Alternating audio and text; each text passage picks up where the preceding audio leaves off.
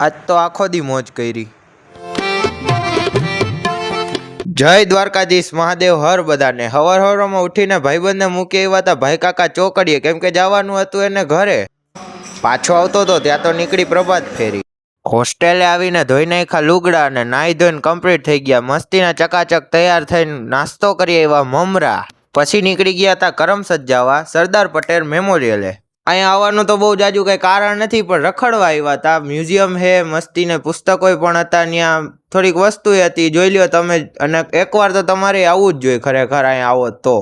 Garden હતું, ગાર્ડનમાં પાડી લીધા હતા ઘણા બધા ફોટા, અને અહીંયા તો બાકડો તો મસ્તીનો લે। જૂની ગલીઓમાં રખડવાનો જરીક આનંદ માણ્યો। સરદાર પટેલનું ઘર જોઈને લાગતો તો તડકો બહુ જાજો।